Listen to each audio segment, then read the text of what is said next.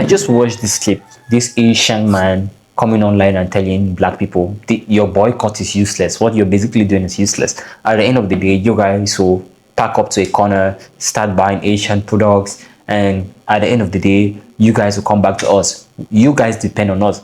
I basically watched this video and it got me irritated.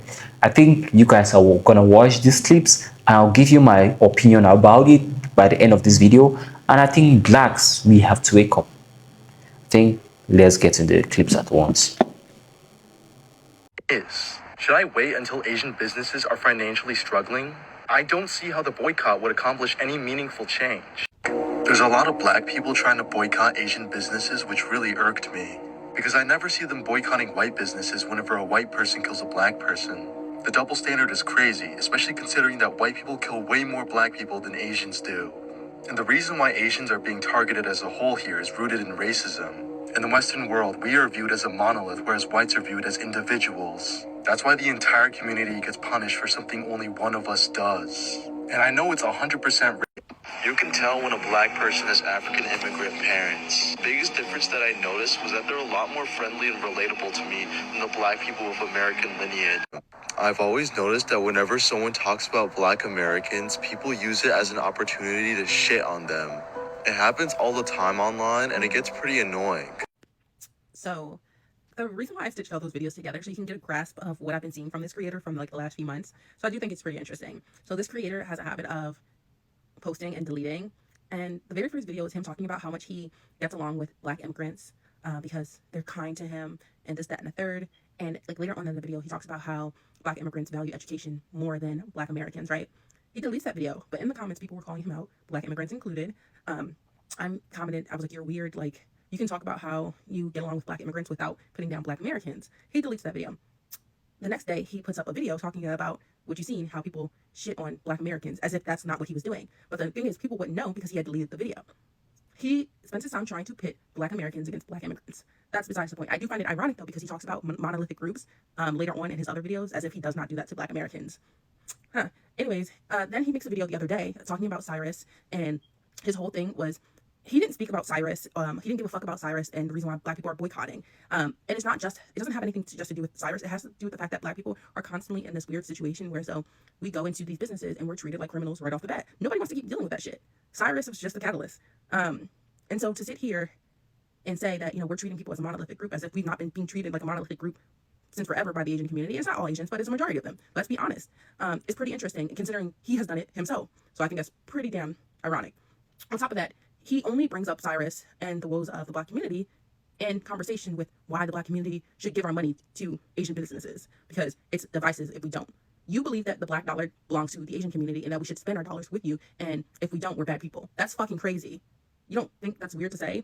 Like, every single video he makes is just worse and worse because all it is saying is that you don't really care about the conversation why black people want to boycott. You pretend like you understand, but you really don't. And then you go and say, well, you know, it's harming us if you guys don't spend your money with us. We may disrespect you, this, that, and the third, but you should spend your money with us. Like, that's some fucked up shit. Like, but anyways, this person is anti-black. They talk about how they left their conservative right-wing views behind, but they haven't. They just rebranded. He tends to talk about the black community in such a way that I've always thought was weird. And he likes to delete videos. He's made a problematic video before talking about the black community. And I remember it was very problematic, but he deleted it and I didn't save it and I wish I did. But this isn't his first time. He does not care about anything. He doesn't speak about anything in the black community unless he can use it for views. And so I think it's ironic that he's trying to talk about solidarity and this, that, and the third, and how we should, you know, not blame the whole Asian community and spend our money. Like, that's so fucking insane. Like, it's insane. But it is what it is. You know, black people are used to this type of behavior, but I just want people to see how fucking insane it is and how he seriously thinks this is like the way to go with the conversation. Black people don't owe anybody anything, and Asian people don't owe black people anything. So if we want to spend our money where we want to spend our money, we can do that. Also, black people have boycotted white businesses. Black people literally boycotted the civil rights, like literally stopped riding buses. Like, what the fuck are you talking about? Black people boycott a lot. You just don't care because it doesn't affect you. And now it's affecting the Asian community. Now you're like, no boycott, no boycott. Shut the fuck up. Upset, and rightfully so, because that 14-year-old boy that was shot in the back, and the perpetrator was found not guilty, Rick Chow. Rightfully so, the black community is upset. And yes, we do need to boycott. And I have no problem saying that. It's so crazy to me when black people have, like, I don't know, discernment, when black people have boundaries, when black people say never again, no more. That's what happens when you guys come on the internet and start like gaslighting us, like, oh my god, who cares, like, everything comes from China. We know that most of the products that we have in America comes from China, and you know why? Because it's cheap labor. It's cheap labor, but you're okay with that. The Asian people on that's on TikTok sitting here like it's a flex. It's not really a flex. It's not really a flex. And if you're going to sit there and say, and can I be honest, some of the people that are posting, you're not Asian and you're not black, but here you are, trying to defend Rick Chow. And I'll tell you what I told everybody else. Mind your motherfucking business. Mind your business. It has nothing to do with you at all. But here you are, having this this awakening, saying, well, everything comes from China. No, we're talking about the way that Asian businesses in the black community they come across as, racist. The fact that you go to a beauty supply store and people are following you. The Chinese restaurant during like Halloween, y'all don't have no candy. You don't celebrate, or you don't like support black children on like Halloween. Like, come on. You know what we meant. We're not talking about Hyundai, iPhone, and all this other stuff. Because if you want to go and be real for real, how'd you get there? You go to work, you drive, or you go to wherever you need to go to. You got a GPS, right? Who created the GPS? A black woman. Traffic light, refrigerator, and many, many, many more. We're not talking about that. We're talking about the disrespect and the racist practices that Asian businesses are acting, what they're doing, how they're treating black children, black men, and black women. You want the money, but you really don't want to support because you're racist. And obviously the nails and the getting your nails and your toes done. Listen, I haven't gotten my toes done in a while. But yeah, and especially if you go to a nail salon and you're not being treated right, or you got to sit there and wait. And no, I'm not waiting. I guess I won't get my hair, my nails done, or I'll do my nails myself, or I'll get a black artist that's going to do my nails. Because listen, life is too short to, have this situation. Asian businesses don't give back to the black community. I hear this talking point a lot, but to be fair, does any business give back to the community? This is what I think about a business. A business exists to make money. It's about supply and demand. They supply the demand and they make money from it. Some make a lot of money, some barely get by, and some don't make money. But is it also their obligation to give back to the community? I live by a Walmart and Target, and I don't remember a time they gave back to me. Like, are you saying they should support the local Little League team or something? Yeah, some businesses have like community programs, scholarships. But I'm not really fooled by that. I don't think they really care about the community. These are just marketing ploys, so it looks like they care about the community to get more people to come to their business. The only company I think that cares about the community is Costco, because they keep hot dogs at $1.50. Now, as you all know, I am a part of the FBI, Fashion Bureau of Investigations. And this morning, I took it upon myself to purchase 6 Black-owned brands. Okay, and I have to tell you about it. These purses are absolutely amazing. So previously, I bought the Empire bag from Coach, ran it into the ground. I have been wearing the same bag since 2024, so it is time. Now, here's the list. Number one, look at this Love Courtney bag. Got it immediately. Add to cart. Okay, and I said, oh, I need an all black bag. So I went over to Civ NYC, got this black bag. You all need to check her out too. Then I said, I need a dress down bag if I just want to throw on a white tee and some joggers. So I got this Parallel X bag. Super cute, ain't it? I got 2 bags from Noir X. Look at this one and this one. And last but not least, I want you to hold your breath for this, okay? Look at this bag. Look at it. Got all of them today. I am so excited to support Black owned brands, and I hope you all do the same. I had to get on here to let you all know. Check them out. Good morning, y'all. I'm out here living my pro-black life at a black grocery store called Living Fresh in Park.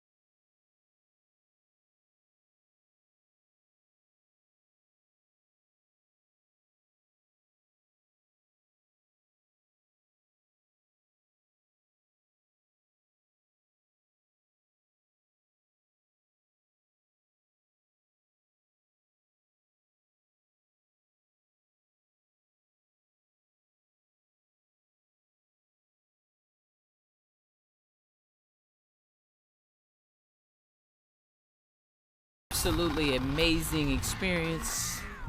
Got everything that I wanted.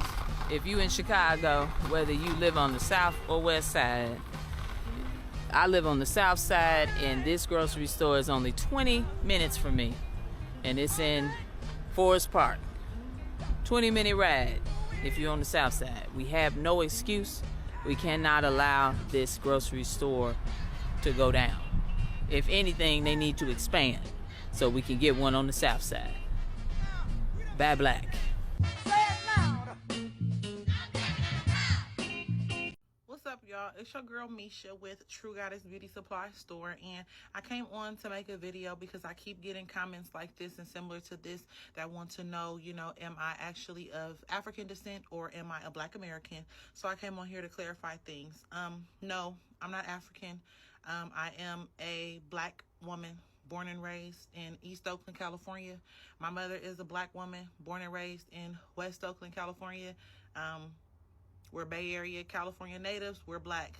I've never done an ancestry test, so I don't know where, my past lineage comes from. I know that my grandmother migrated to California from New Orleans, Louisiana, and yeah, I've lived in California for my entire life, and I'm from Oakland. So no, I'm not African. I'm a Black woman who owns a Black-owned beauty supply store. I hope that helps. Okay, so we're doing this boycott, right, against this store after that terrible verdict that just came out. And so I'm gonna drop in this video stores from our community, people in our community that we can go to support beauty supply stores from us in our community. I'm trying not to say certain things so I can get the algorithm.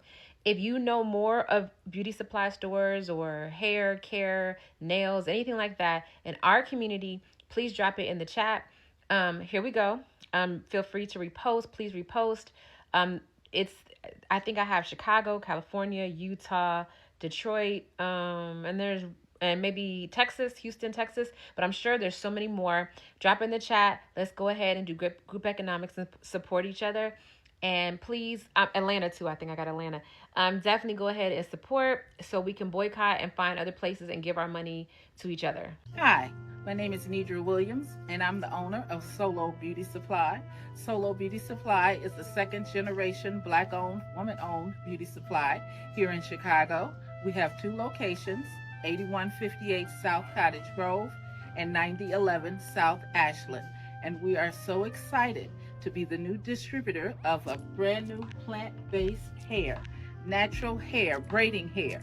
And you can come in store to find it, or you can visit our website, solobeautysupply.com. We're the owners of the Gallery Beauty Supply, and this is our story. We opened our doors January 21st of 2023 in Southgate, Michigan. But wait, let me tell you how we got here. We grew up in Detroit, which is the hair capital of the world. Beauty was always a part of our lives. We spent so much time in beauty supply stores, but noticed there weren't any Black-owned beauty supplies in our area. We wanted to change that. We decided to open the first Black-owned beauty supply store in Southgate. After deciding that, we got straight to work. But if we're being honest, it hasn't been easy. With limited funding, we had to learn and grow while trying to keep up. At times, it made it hard to fully stock our shelves and operate the way we know we can. After 3 years, we understand our business and we just need support to get ahead instead of constantly catching up. This is why we have created a GoFundMe. The funds from this GoFundMe will be used to keep our storefront. We have until April 30th to save our store. We'll also put the additional funds to creating a back area where we'll have braiders and estheticians working in the back. We'll also get back to hosting events and giving back to the community the way we always wanted to. Anything donated is greatly appreciated. Thank you for your support and helping us keep our dream alive.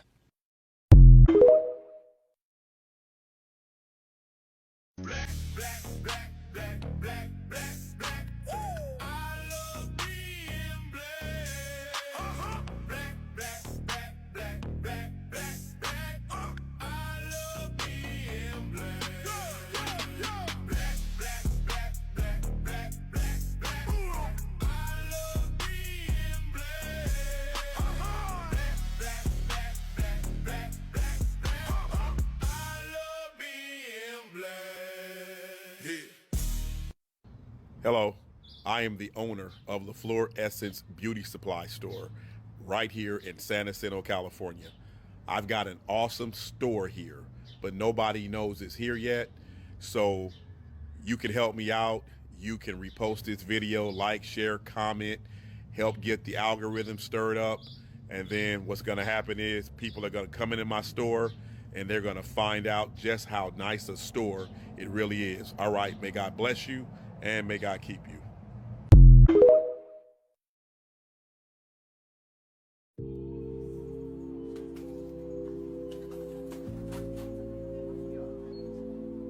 The hair store be sanctioned. When my uptight is not dramatized or scrutinized, it be for a C and nappy, and I need my damn hair done. It be holy.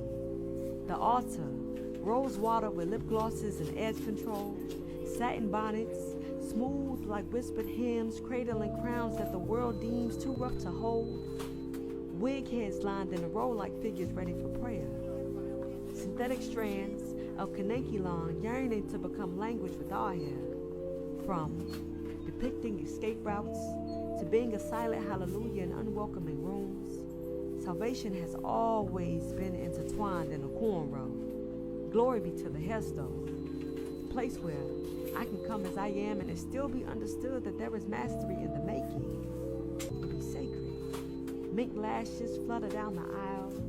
Angels for matrimony, ready to keep a black girl fly in all spaces. Where naps be damned or doctored, yet still be divine. Where braided by kimono gets the tools gifted and godly to teleport you back into your prime. Ready to lay hands on you and make you over again. And that's the point.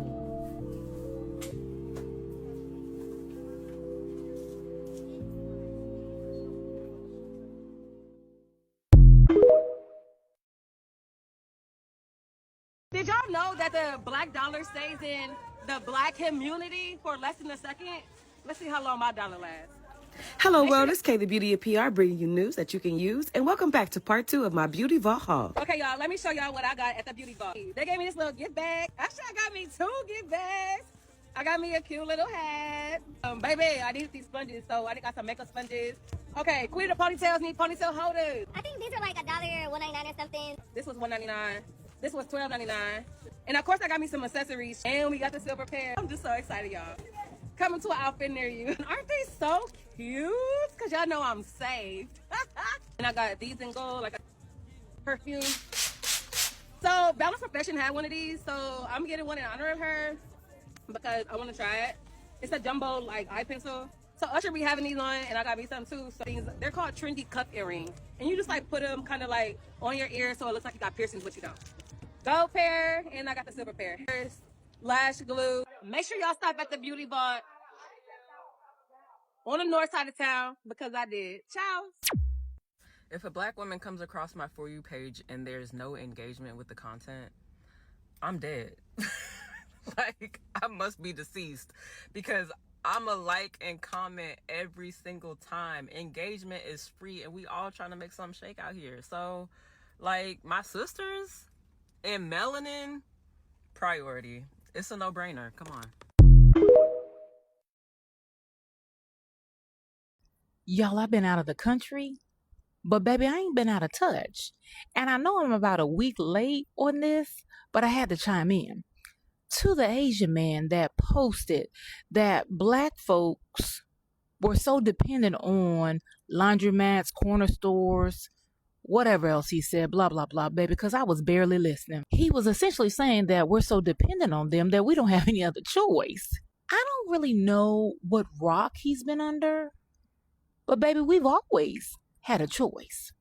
Apparently, he was under the impression that they can just play in our face and we keep supporting them. He don't know what type of time we on these days. Baby, this ain't the time for that. Apparently, he's unaware. He needs to go back and look at the history books because one thing black folks love is a double dog dare you type movement. Child, because over the past few weeks, I've watched black folks do what we do best, baby. Call in the reinforcements. Yeah, as my grandma would say, I'll make a lie out of you. Over the past week or so, I've seen folks post black nail salons, black beauty supply stores, black purse brands, black bakeries, black bakeries, black restaurants, black childcare centers. The list goes on and on, okay? Black farms. We've been doing a damn thing. Baby, y'all been dropping names, email addresses, and tagging businesses all over social media. And baby, I absolutely love this for us because that's how movements grow. Not just talking about it, being about it. So we ain't just talking about the problem. Baby, we're being the solution. If you know a black-owned beauty supply store, post it. If you know a black-owned nail salon, post it. Know a black-owned dry cleaner, grocery store, bookstore, restaurant, mechanic, pharmacy? You get the point. Baby, post it. Yeah. Let's build a directory without calling it a directory. Let's make it easy for our community to find community businesses so that nobody will ever say that we don't have options. Because, baby, one thing black folks got is options. I don't know why he was confused. Because every time somebody says y'all need us, our response shouldn't just be word. It should be ownership. It should be community. It should be intentionally circulating our black dollars in our black communities with black folks who value us. Yeah. Baby, y'all keep posting, keep sharing, keep building. Because this is how economic power grows. And baby, as my grandma would say, I can show you better than I can tell you. All right, good people, I've been missing y'all. Drink your water, stay rooted, real, and knowledgeable. And mind your black business. Baby, listen, why did I get racially profiled at a black-owned beauty supply store in Fort Washington, Maryland? But before I went inside, baby, the first thing I noticed is that her shop was right next to a nail salon, which was what? Empty, honey, nobody in there. And on the other side of her shop, Top China, a takeout shop, baby. The owner was outside pacing left and right, wondering where in the world was the customers? I see y'all are taking this boycott seriously. So back to this black-owned BS's beauty supply store, baby, where I got profiled. In the best possible way, honey. I've never walked walked into a beauty supply store where the owner, let me say that one more time, the owner asked me what I needed and walked me right to the products that were best for my 4C low porosity hair, honey. She gave me the whole rundown of her own hair care routine, baby, and made sure that I brought the right stuff. And make sure when you do your hair routine that you are doing the shampoo, a moisturizing conditioner, and always follow with the leave-in. Yes. If you're a natural hair girly, you want to do your leave-in before you start any styling. And she had an entire section dedicated to just a black-owned brands, baby. Oh, I loved it. I was only in Maryland for a bit, baby. I will be back, baby. This was the best customer service experience that I've ever received at a beauty supply store. Shout out to MVS in Fort Washington, Maryland, honey. Tag your favorite black-owned nail salon shop or beauty supply store in the comments. So I found another black-owned business that we need to support. It's a nail supply store, and I do believe they do nails in the inside, but I don't know much about that part. But she told me they're having a sale starting Tuesday up until the 4th. A lot of good stuff up in there. I'm gonna screenshot. Next time I come, I'm gonna do a like show y'all some of the inventory. But if y'all don't care about seeing the inventory and still want to support, come from Tuesday to the 4th, I believe. They having a sale. They got a lot of good stuff up in there. I'm gonna put a screenshot. This is in Oak Park off 9 Mile. You can see the address right there. This is the plaza that it's in, the area. So yeah, I'm still gonna screenshot the address off Google. Bye. Okay, now let me make this clear. We're not boycotting all Asian businesses. As you watched already, we're not boycotting things like Samsung phones. We're not boycotting things like Tia cars, Hyundais, and all the likes and rest. In fact, let me make this also clear. We blacks have also boycotted our own businesses. We've boycotted white businesses. The common businesses that we've noticed that blacks have probably been racially profiled, maltreated, are things like their shops, salons, medical pedicures, some sort of gas stations. I think those ones are very common, and those are the ones that now becoming popular, especially because black entrepreneurs who have tried to endorse in these businesses and realize that there's some sort of control, there's some sort of monopoly among the Asians, which don't allow them to operate and don't allow them to work with Asians, and it makes it very hard for black entrepreneurs to source products from China.